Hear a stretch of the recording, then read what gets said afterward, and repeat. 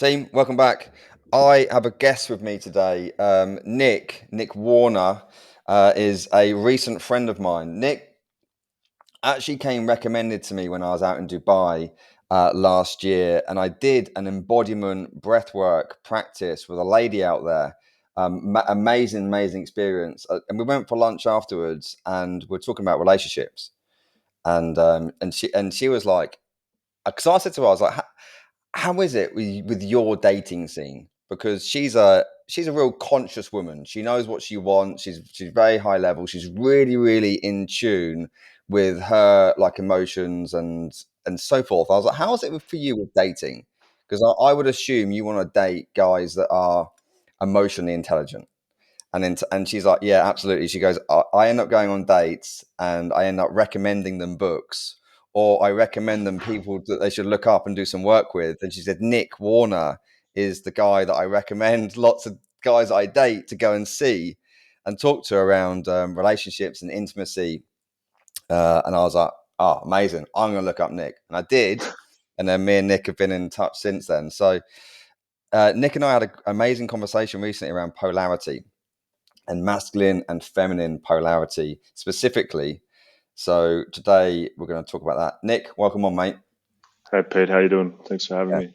Good. And you're over in Amsterdam at the moment. I am. The sun is finally out, which is Yeah, lovely. yeah, a little bit like London.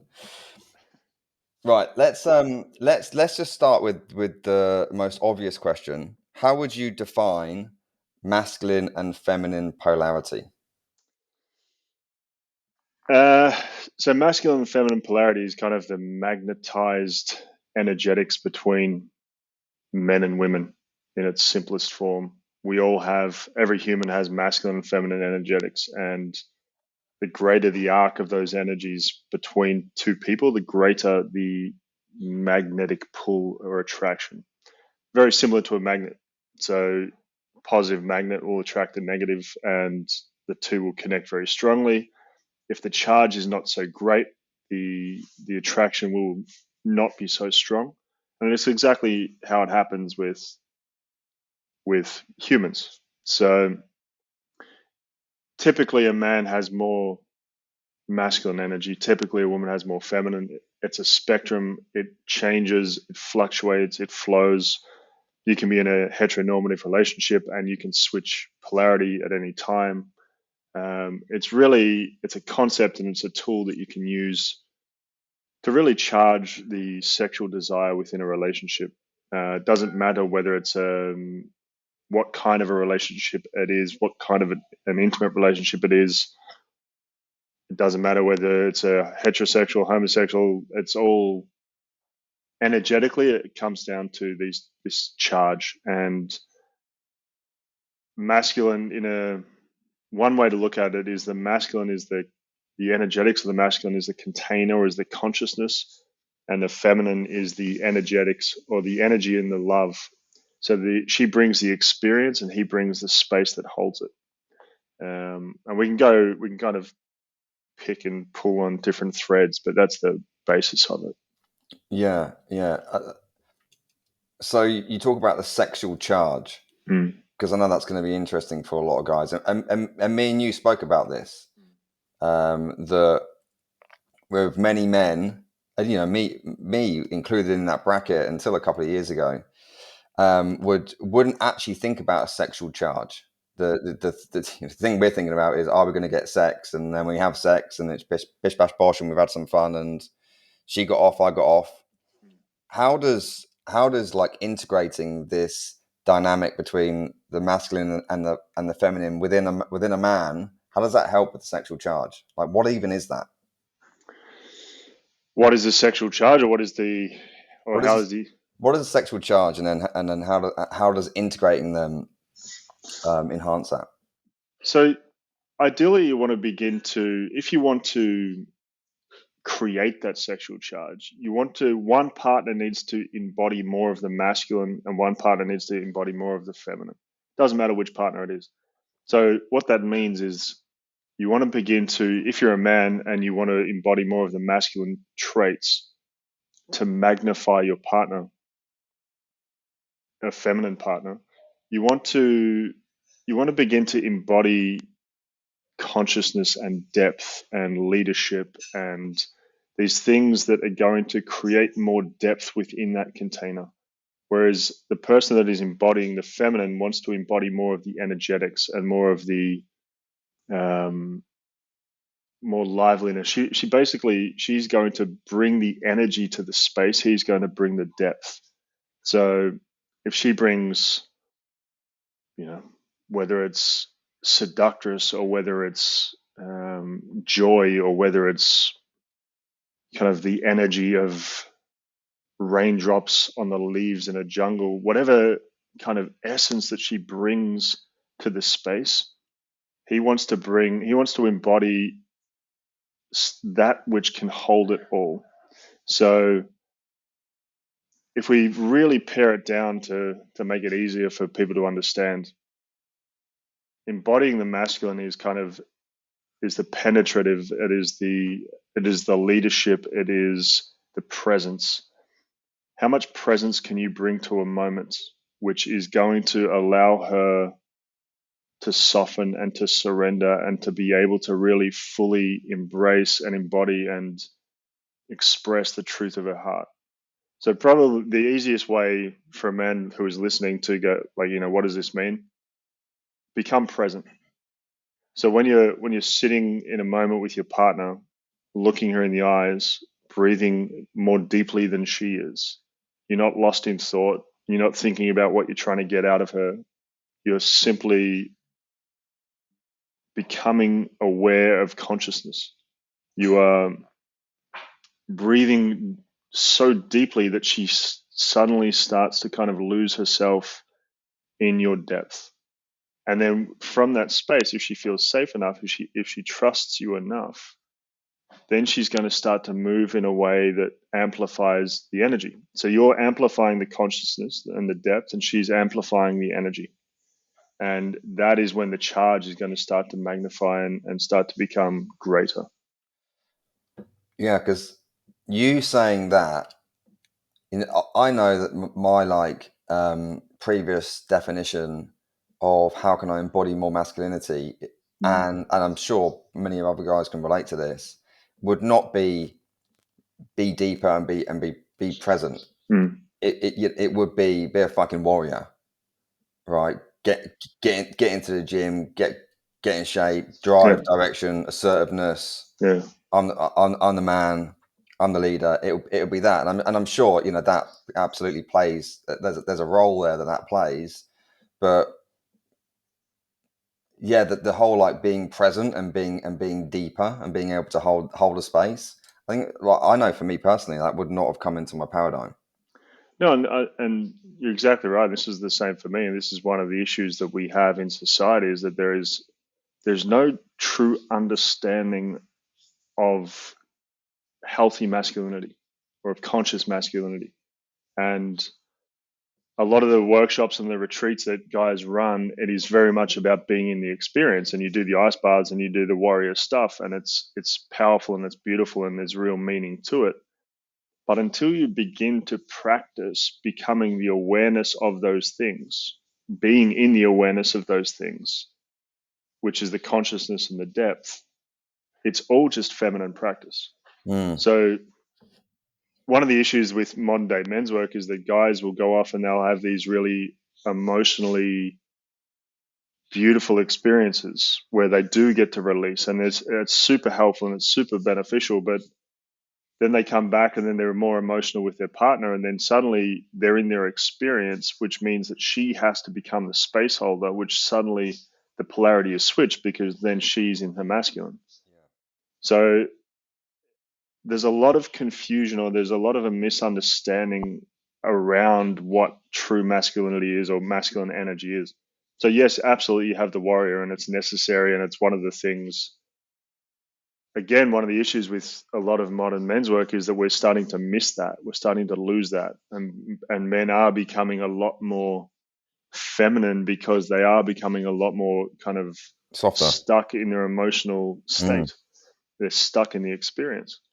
So it's training men to, yes, you have the warrior, but you need this this conscious depth.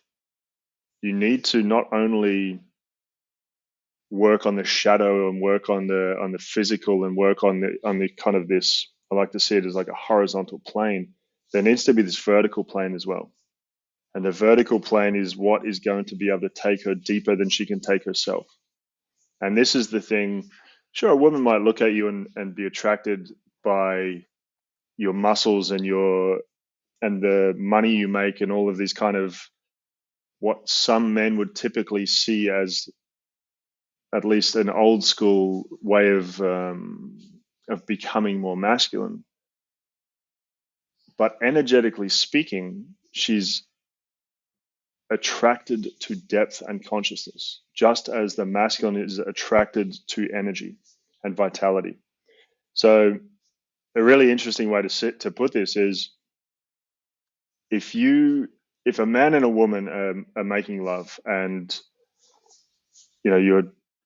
it's like God sex, like it's the deepest sex you've ever had, and you turn to your partner and say, I've got a mate in the cupboard who wants to join in. She is going to say the feminine aspect of her is a no. Like she doesn't need anything else beyond the depth of what you are going to take or of what you are taking her. She's attracted deeply to consciousness. And more men or more cock or whatever it is not going to add to consciousness.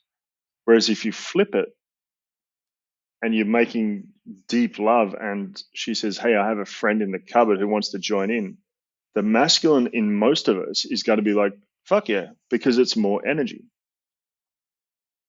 Another way to look at it is typically a woman will cheat on her partner with a man who is more present than her partner is. And a man will cheat on his partner with a woman that brings a different texture of energy. So often that's why guys they cheat with a younger woman, or if they've been in a long-term relationship, they'll cheat with a woman that does bring a texture of energy that their partner at home is not bringing, because the man is constantly seeking. The feminine energy is infinite and constantly changing, and the depth, you can have the deepest man in the world, and it only takes one guy. Whereas the feminine is constantly, every woman is different, every woman is bringing something else, and that's another way to look at it. That yes, you can work on certain aspects of your structure, of your masculine structure, and of the physical components of that, but the true essence that is going to create deeper love within your relationship is actually consciousness. Yeah.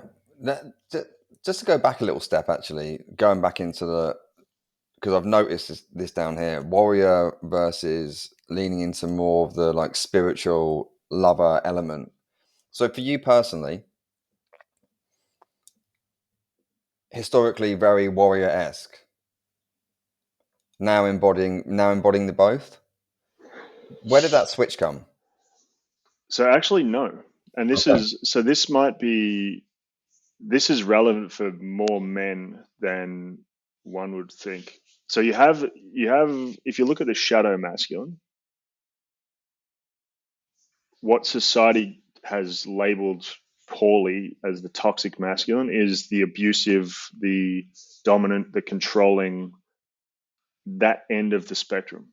So that's kind of, they've labeled it toxic masculinity, which is really detrimental because a boy hears, well, I don't want to be toxic masculine, and they throw the baby out with the bathwater. And what happens then, especially if their dad was that way, or if they see men that way growing up, or if they experienced men that way growing up, they get rid of those kind of shadow traits, but they also get rid of the leadership and the confidence and the courage and the integrity and all of these other things. And they become the people pleasing nice guy. So often what happens this is very common, where a father will be emotionally avoidant or emotionally unavailable to his son, he'll seek that through his mother. So he'll seek the emotional care and the nurturing from his mother, which is great up until a certain age. But if he begins to do that as a teenager or continues to do that as a teenager, then he continues through life to do that. Suddenly, because he didn't have a healthy male role model, he's going to start to find his mother in his partners. And then because obviously, the way that the dynamics work, she didn't have a healthy relationship with men. She's going to look for men that she can control because it's going to make her feel safer. So suddenly you're going to have a switch in polarity within a relationship. So she's going to be kind of more of the masculine, more of the planning, more of the structure, more of the controlling, and he's going to be the mama's boy. He's going to be Yeah. deeply in his emotion, requiring her to hold space for him and be the space while he is the energy. Coming back to the terms I was using before. So for me, that was the exact experience. I kind of grew up with an emotionally avoidant father and was a mummy's boy and was a people pleaser. And I became this really I was the nice guy shadow. And it worked really well because I was abused and beaten and bashed by men growing up. So I was like, fuck that. I don't want to be that. I'm going to be the opposite. And I'm going to have more female friends and I'm going to get to be around more women because I'm safe for them because I'm not that toxic masculine. So I grew up with, I had a lot of men friends through high school, but beyond that, I kind of just became friends more with women because it was easier and I could be vulnerable and I was closer to that feminine energy, which I was deeply attracted to. And then I got married, and then because I was in this shadow, I completely fucking ruined my marriage and didn't realize why. Didn't realize why every relationship had ended the same way until I started to read about polarity and read about purpose and read about these things that men need in their lives to actually create a natural magnetism between them and everybody they meet. So it was kind of the breakdown of my marriage, which put me into this space of like, okay, I need to figure this out. And then, okay, I'm going to spend the next 3.5 years healing all of the trauma and all of the shit that I'd experienced. And then from that point, really beginning to embody what I believe to be the healthy masculine traits. And then from there, best relationship I've ever had, and life is fantastic. So in your previous relationship, the marriage that broke down, like what, like how did that manifest? Like what were some of the typical things that you were doing that weren't the right thing to do? So when we met, I was studying architecture, and I was, one of the top of my class. The lecturers loved me. I was kind of a bit older than everybody else because I'd kind of taken a different path before that. I was living in a beautiful house. I was loving life. I was deeply on purpose. I was just in a very good space in life. And from that place, I was very magnetic to other people. And I was very magnetic to this woman that eventually became my wife. During that time, she won a contract to go to New York to start modeling. And she's like, hey, do you want to move to New York with me? And I was like, from this place of like, I'm on top of the world, I was like, fuck yeah, let's move to New York. We moved to New York the beginning of 2009, which is where the financial crisis was like peaking. 75% of architects had lost their jobs. I had very little connections, whereas back home, I could have gotten a job anywhere. And suddenly we're living, you know, we're in debt, we're behind on rent. I can't get a job because I don't have a visa. I start taking drugs. She's making the money. And I was very much in this, I need you to take care of me. I can't take care of myself. I have no purpose anymore because I've given it away so you can do your thing. And I followed the woman instead of following my truth, which was do my thing, kind of follow my path and don't deflect from that for a woman.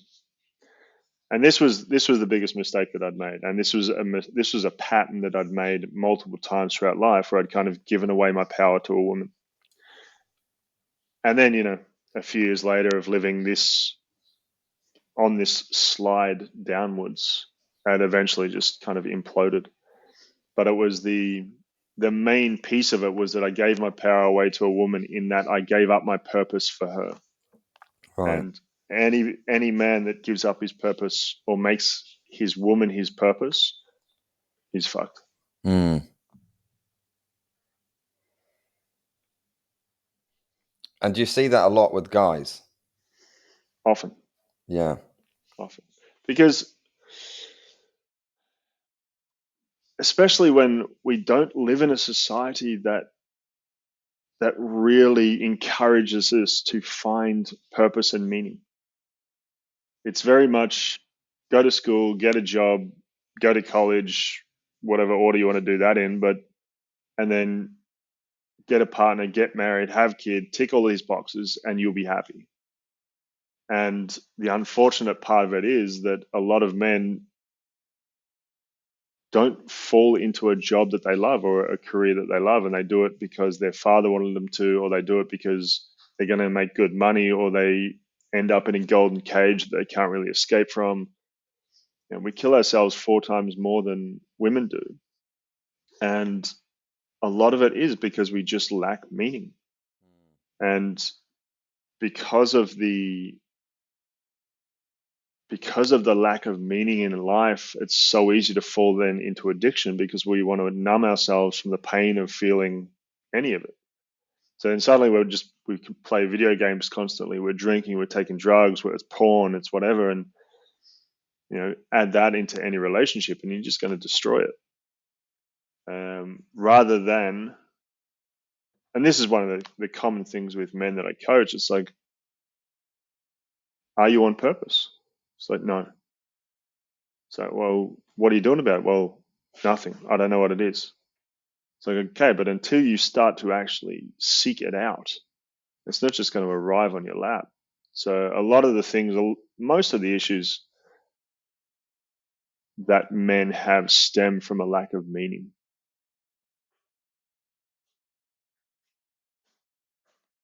Yeah. Where does a man start? If a man's listening to this and he's like, I have no fucking idea what my purpose is or what my meaning is. What excites you? I don't know. Well, what did you used to do as a kid? Well, I would draw, I would paint, or I'd play sport. It's like, find the peace in life that excites you. And even if you have 30 minutes a week, that's all you have time for. Start doing that. So the way that I did it, I was working as an architect, and I was deeply fucking unhappy, and just like, this was not my thing. And I knew it wasn't my thing, and I knew that I wanted to draw, but I didn't have time because I was working fucking 12-hour days. And so I'd come home and I'd spend 30 minutes to an hour drawing as much as I could. And then at some point I started to make money from it. And then I was like, okay, the thing that excites me actually is to travel. I haven't traveled by myself before properly. So I'm going to travel for a few weeks and just see how that goes. And then I started to do that, and it was like, actually, I'm going to keep going. And at every point, I was like, what is my highest excitement in this moment? It was like, I wanted to do this yoga teacher training, so I'm going to do that. So I started to do that, and then I met somebody else. It's like, no, you want to. I was in Guatemala at the time. I started to talk to people about doing a dark room, and it scared the shit out of me. And I was like, okay, but where there's resistance, that's typically the gateway to the next level of what I need. So I'll do that, and then I did that, and then at So every step of the the way, dark room being like you in a dark room, like pitch black. pitch black, can't see your hand in front of your face. For how long? 11 days. Fucking hell. Yeah, that's what I thought too. And it was a deeply confronting experience where I was like, fuck, I've got so much healing to do. So from that point, I was like, I want to go to the jungle. I want to start drinking medicine Mm. because that excites me. So it was on the way to that I ended up meeting this other guy that started talking to me about Cambo.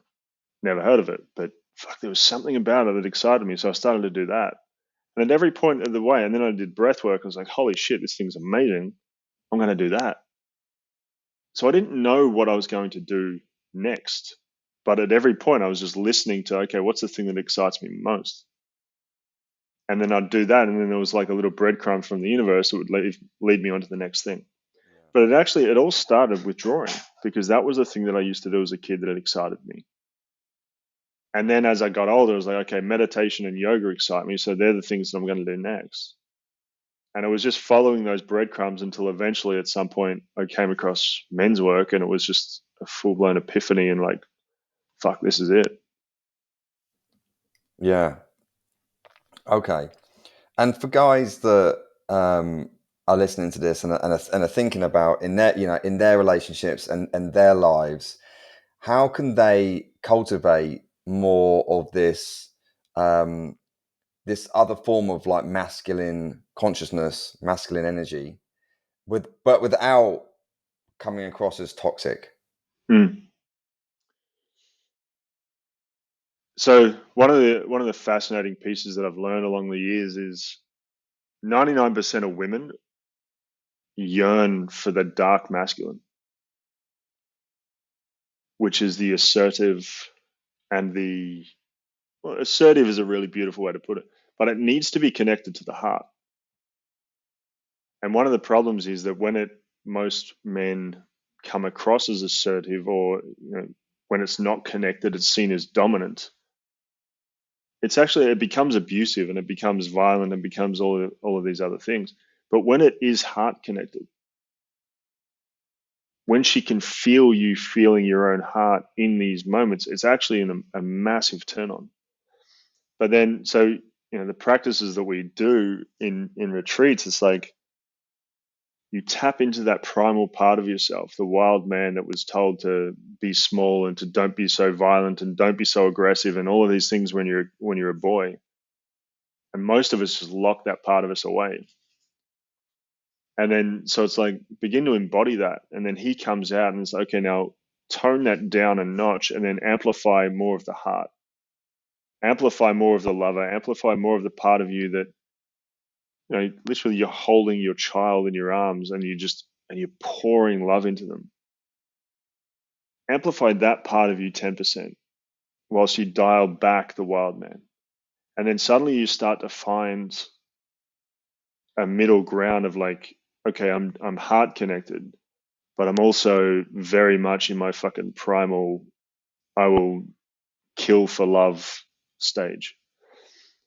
Finding that piece is a really delicate, really beautiful play. The depth that I spoke of before, it comes through meditation. It comes through sitting in silence and stillness and watching the patterns show up, watching the recurring thoughts, becoming really dialed in to the issues that you have or the patterns that you see within your relationship. Or even, if you're not in relationship, in the last relationship, like when do I get reactive? When do I snap? When do I get really short? When do I avoid? When do I get anxious? And then starting to learn when these show up and how to have awareness of them in the moment, and then how to kind of figure out, maybe it's therapy, but figure out where they came from and then how to deal with them. And this is when your emotional intelligence begins to come online. So physical intimacy is typically a precursor, is a result of emotional intimacy. John Wineland speaks about these three stages of intimacy, polarity, and then devotion to love. And polarity is what we spoke about in the beginning, which is this sexual charge. Intimacy is the revealing. It's the tenderness. It's the emotional connection that you can have with somebody. And that's typically the thing for men that is going to be in the way of intimacy within a relationship. it's going to be in the way of the physical intimacy. A very common complaint from men is that there's not enough sex in the relationship. And so, well, how emotionally intimate are you with your partner? Because if her heart can't open, or if her heart doesn't open, then her body's not going to open for you. And as men, we have the deep desire. I mean, this gets a little more into the tantric realms, but for her body, for her yoni to open, for her vulva to open, her heart needs to be open. And for your heart to be open, your cock needs to be open. So it actually, if you plug yourselves in, your positive pole is your cock, and it comes up, enters her receptive pole, which is her yoni, comes out her heart, which is her positive pole, comes into your heart, which is your receptive pole, and it creates this circle of energy. So for us to open up, our cock needs to be turned on. So we think that women are the same, whereas they're the opposite. So for her body to open, for her yoni to open, her heart will be open. So you need to turn her heart on first. So suddenly, basically what all it means is that for you to have physical intimacy, you need to have emotional intimacy. And most guys are so closed off and so kind of armored up and shut down that they complain that there's no physical intimacy in the relationship, when the reality is they just need more emotional intimacy for that to happen. Yeah. And what does emotional intimacy look like? What's some examples of that? Sharing your fears, sharing your desires, sharing your pain. And it's a very nuanced conversation that a lot of men's work guys have a very different opinion on. And there's a sliver of truth in all of it. She's not your therapist. So it's not you dump all of your shit onto her expecting her to hold it. But she does want to know your truth, which might be, my love, I'm in a fuckload of pain right now, but I have my men that I'm taking this to and I'm dealing with it. Rather than you holding on to all of this stuff and not sharing anything and just pretending you're okay. Because she knows that you're not okay. And when she knows it, she knows that you're lying to her. And when you're lying to her, she can't trust you. So for her, it's very much, I want to know what your truth is. I don't need to know all of it, but I want you to be able to have the balls and the courage to actually say to me, hey, I'm in pain right now. I've got a therapist. I've got my men's group. I've got my mates that I'm dealing it with. Not, oh my God, I've got this thing going on. And then you dump the story onto her and suddenly she's in the masculine pole and she's your therapist. So there's a courage to vulnerability. And this is where I think a lot of men kind of fuck this up, because no, she doesn't want to hear any, like, it's not her business. There's a lot of really kind of popular menswear guys that are very much like, you're stoic, you're cold, you're rigid, deal with it somewhere else. Yes, and let her know that that's what's happening, because otherwise she loses trust and she'll close up. So the And emotional, sorry. I was going to say, and then there's the other end of the spectrum, which is emotionally dumping on her, which is saying, babe, I've got all this fucking pain going on, and this is why, and this is who's fucked me off, and bitch, moan, and everything pours out, and it's the opposite end of the spectrum. Way too vulnerable.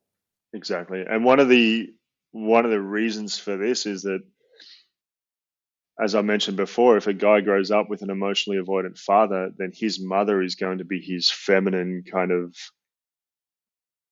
the feminine in his life is going to be his emotional support.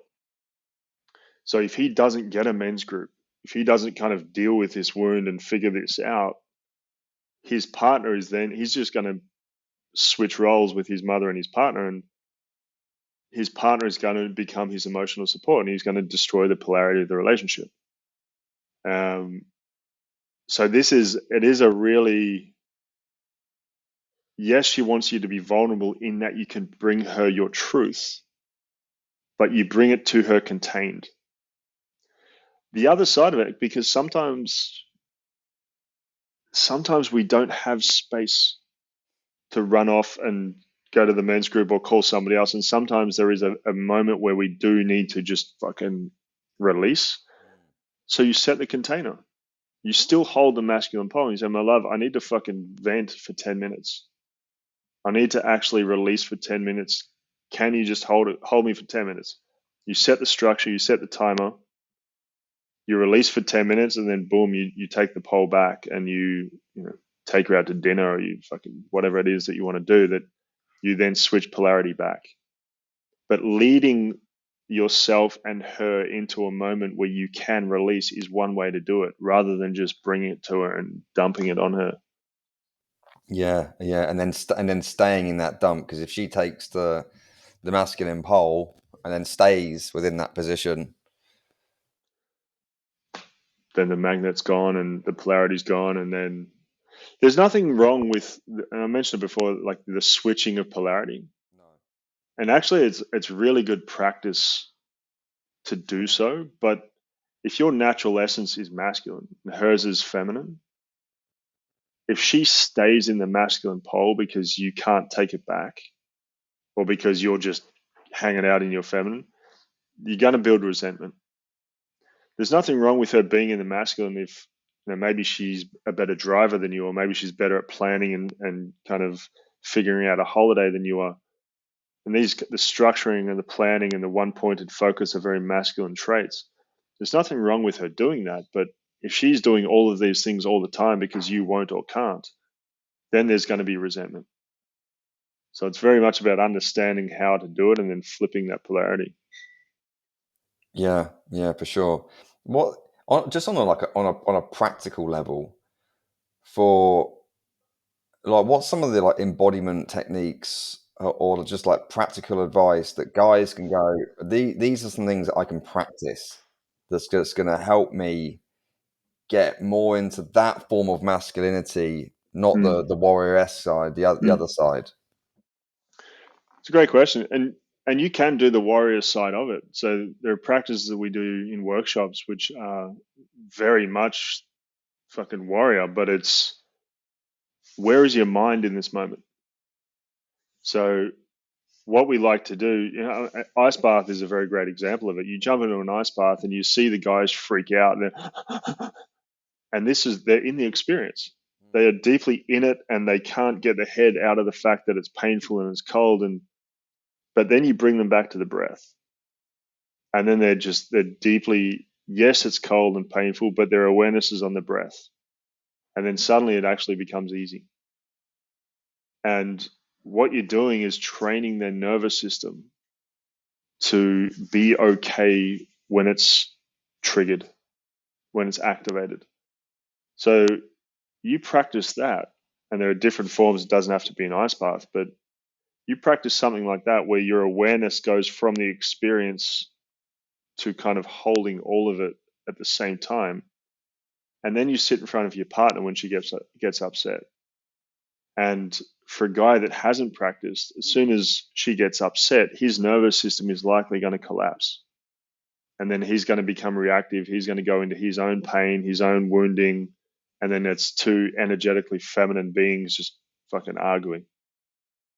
Whereas if you're practiced enough, and if you have the capacity, so she starts to fire up and she starts to emote and become activated, and you, very much like the ice bath, you just drop into a deeper breath and you widen. I like to say it becomes as wide as the ocean. So it doesn't matter what she's bringing, you're actually wide enough energetically to hold it. She's going to feel safer. When your nervous system is downregulated, you can actually help her to downregulate, so you can have a conversation where it's no longer two children fighting, but it's you holding space for her. And from that place, you're going to be able to bring her back to a downregulated space, and you're going to be able to heal the relationship and repair the rupture far more easily. Anything that is said when she is activated and when you're activated is just going to get filtered through both of your trauma. So, and both of your patterns. So it's really unhelpful, and kind of, it's not going to go anywhere. So it takes one person to ground and to really hold that masculine pole. And this comes through practicing. Ice bath is a great example. There are many different exercises where you kind of get yourself into a state of discomfort, and then you widen your awareness to hold all of it. Yeah. I had this exact thing yesterday. Not with an ice bath, actually with a sauna. Mm. And I went into the sauna, and I hadn't eaten, and it was about 1 o'clock, so it was a little bit later in the day. And the sauna actually, it was 110 degrees in there, so it's hot. And I go to another sauna, and the other sauna is like 85. The other one's not actually hot enough. This one was, and I was sat at the top, and I'd put this music on, and I'd been in there, and I knew the music was 15 minutes. The mind games that were going through must have been at about 8 or 9 minutes. I'm like, oh my god! Like all the internal fears coming like, Pete, get out, get out, get out. You're going to pass out in a minute, mate. This is incredibly hot. Da, da, da, da. But and I was like, just come back and breathe. Just breathe, and then just witness these things going in and out of your head. And it is. It's slowing things down, and and then it's like singular thought, and it's the same thing as in a conversations in a relationship. If you don't slow things down, you're fucking thinking about everything and anything, and you can't be there. Have you done sweat lodge? Yes. So I go to this event every year, and we do multiple sweat lodges over the days, and it's a very small space. It's probably maybe it's 3.5 meters in diameter, but depending on who's leading it, depending on how many men at some point, I reckon we squeezed 40 to 50 men into one of these things. So you have the stones in the middle, and you have everybody just 3 layers of men crammed, but like skin to skin, and it's hot. And this one time, the chief was just talking, and he would not shut up, and I'm Yeah. just like, dude, come on. And he just kept talking, and then I came back to this practice of like, I can suffer, or I can actually just still the mind and be okay with what is.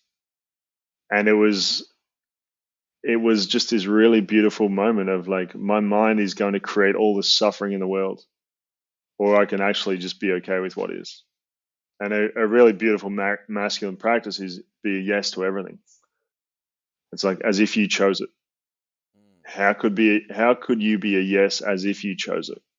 And it's a little mindset shift of, fuck, okay. So if I chose this, then I'll be okay with it, and it's actually fine.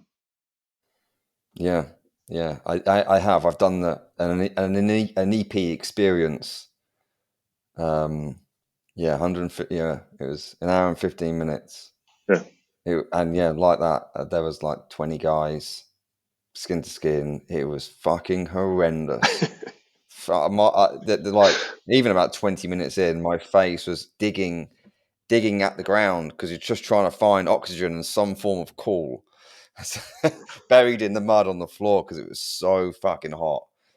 But Yeah. yeah, crazy mind games. A great experience. But I actually remembered it yesterday when I was in the sweat lodge. I was like, fucking hell, it's not as bad as it was when I was in that NEP. No, it's often, yeah, it often takes people back to the womb, Yeah. and it can be an incredibly somatic experience of like, especially anybody that had any trauma when they were born. I had a client that was very, very much like that. The trauma resurfaced when he was in the Temescal, and then it was a beautiful thing because then it was something that he had forgotten about, and once he kind of left, it was something he got to work on. Yeah. Because I did that with a group of guys. It was at a retreat that we hosted, and we had guys have like breakthroughs through that similar experience. Yeah, it Yeah. was amazing to see. That on the like. So you mentioned earlier that you're in a new relationship now. It's very, very different.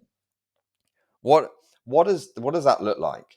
What does a relationship look like coming from a point of view where you've learned the differences between masculine and feminine polarity, and you truly embody that?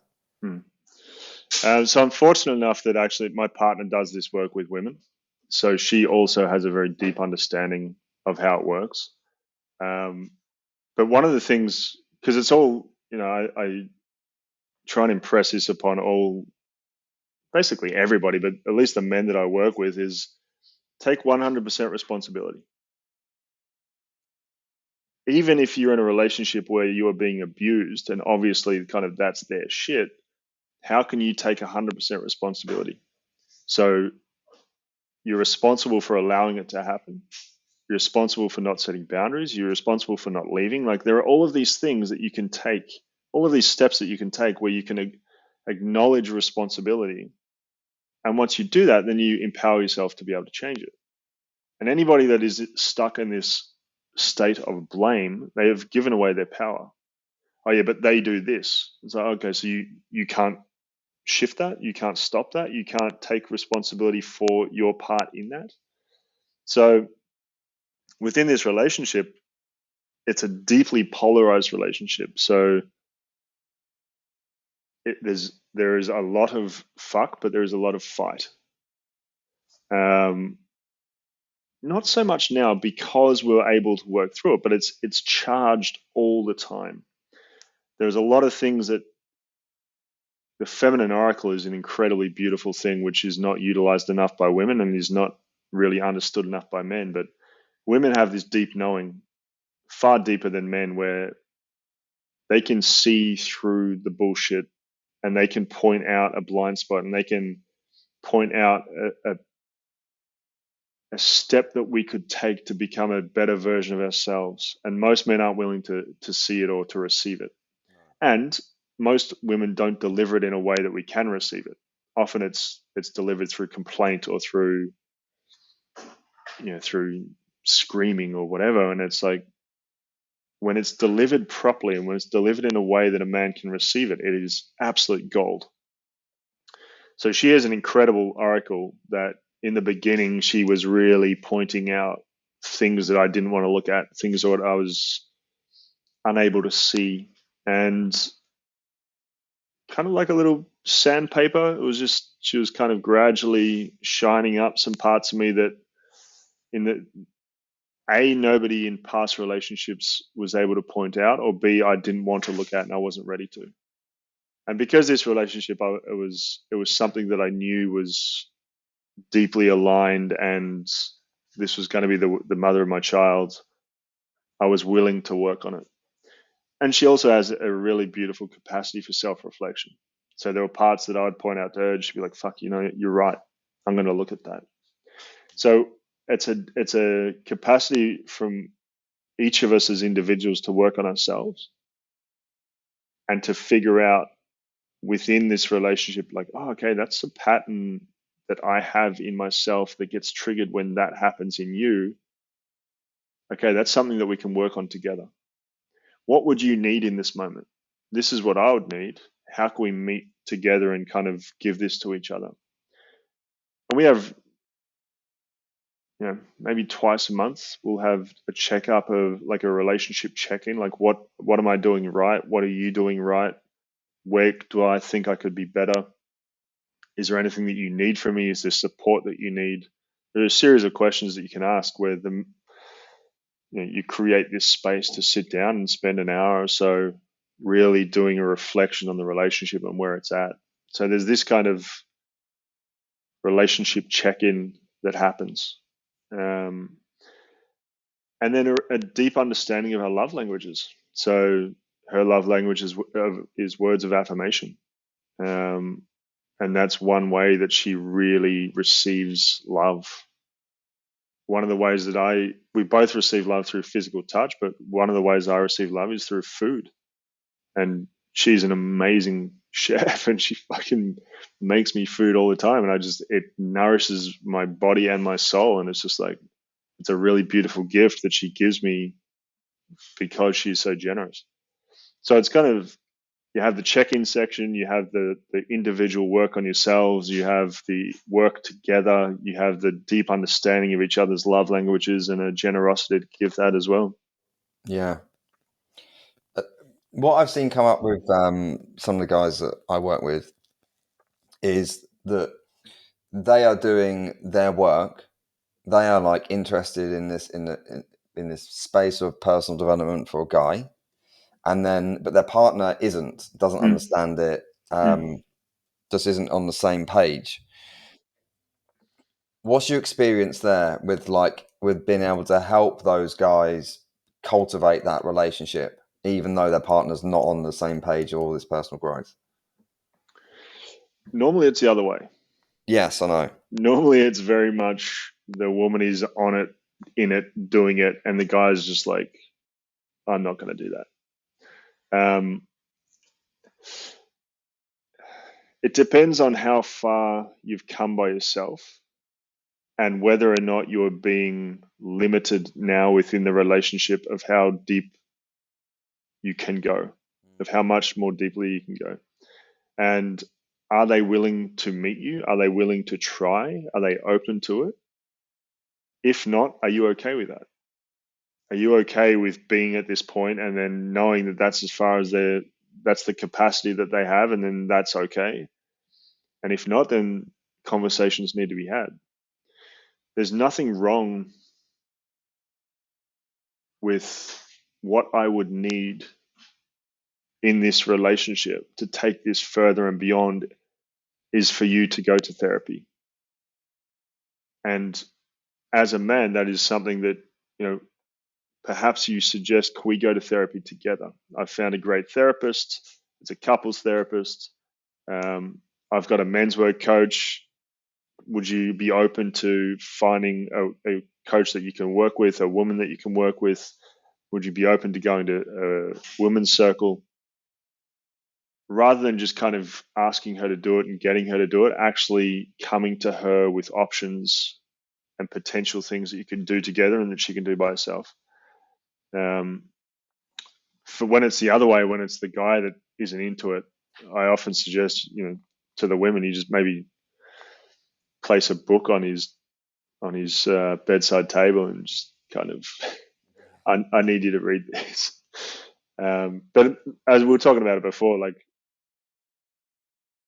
most of the retreats and the workshops, the guys come because of their women, and quite often it is, she will leave me if I don't come.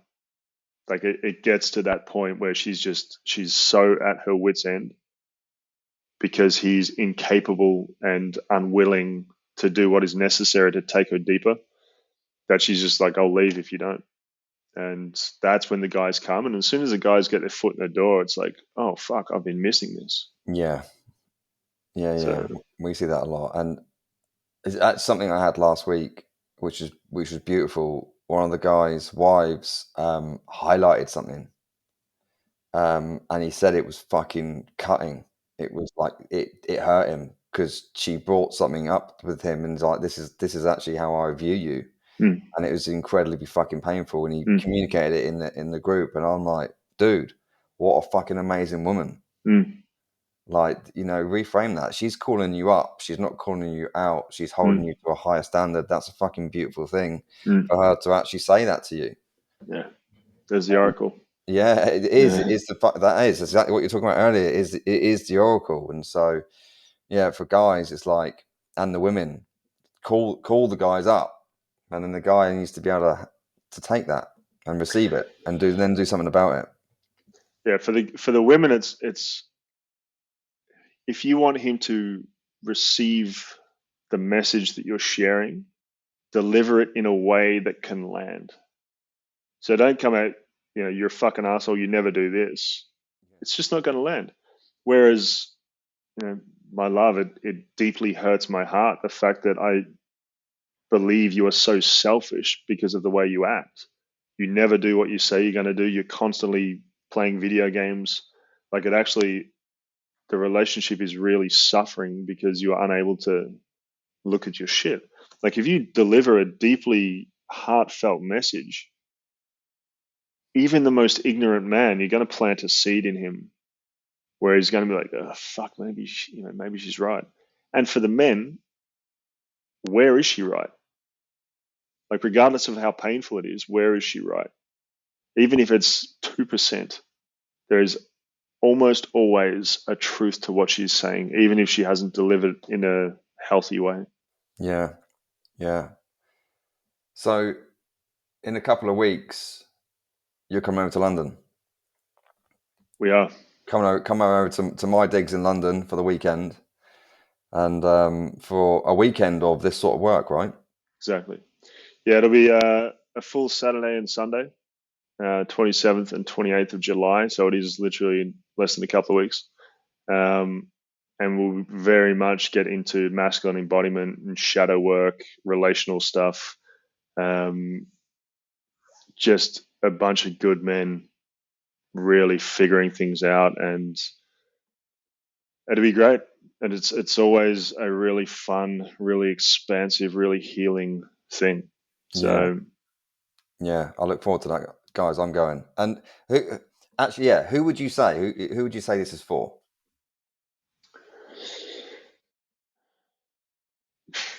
every man that's listening, um, guys that are in relationship that are struggling, guys that aren't in relationship that are struggling, guys that don't have purpose, guys that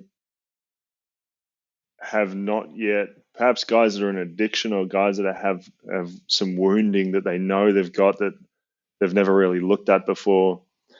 Um, Guys that want a deeper experience of life.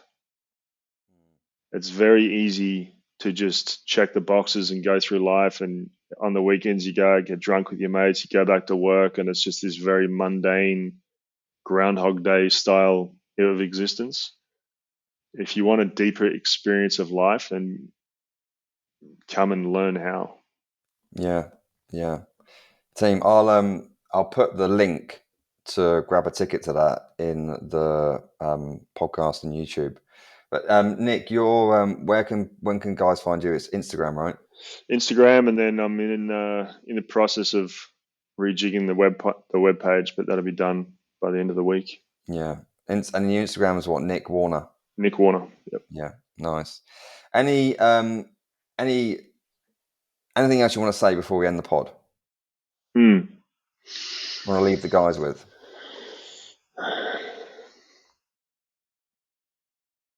Resistance is the gateway to the next level of life. Whenever it is in your life that you're resisting, do that, and that will be the beginning of giving you a greater experience and a deeper experience of life. Yeah. I couldn't fucking agree more. I was having a similar conversation with a lady last week. She works in the building that I live in, and she was talking about potentially moving house or moving apartment, and she's got loads of resistance around it. And when we got into it, she's just mega comfortable where she is now. She's got so much comfort there, and she's got deep fear, and it just makes her feel fucking uncomfortable around moving. I'm like, this is exactly where you need to lean into. The risk that you hold is it goes a couple of years more, and then you're still comfortable and you're still in the same place and you've not grown. Your growth is in the uncomfort. Mm. And that is the problem with life, that we live in a culture where it's all about comfort, and we become so comfortable that we become complacent and we become sick and we don't grow. And doing those things that are deeply uncomfortable and that you have resistance and that you have fear. One of the last thing actually I'll leave you with is I was at a crossroads of like going back to the life that I used to have and scrapping everything and starting again. And one of them obviously scared the shit out of me, because it was so overwhelming to quit my marriage and quit my career and start from scratch and have no idea what I was doing. And then this woman walked past, and I'd always heard, follow your heart. And now it's not a thought, it's not a belief, it's a knowing. It's like the head is the thing that helps you kind of figure out how, but the heart is always the guiding beacon. And I said, but how do you tell the difference? And this woman walks past, and I was sitting in the jungle, and I just look up and say, hey, how do you tell the difference between your head and your heart? And she's straight up, without a fucking blink, she just says, you do the thing that scares you the most. And I was like, oh, fuck. Because I knew what that meant. And 10 years later, it was the greatest thing I ever did. Yeah. Nice, man. Nic, thanks for coming on, mate. Appreciate it. Thanks for having me, mate. Yeah. Team, I'll put the links in the description. Check them out. Cheers, guys.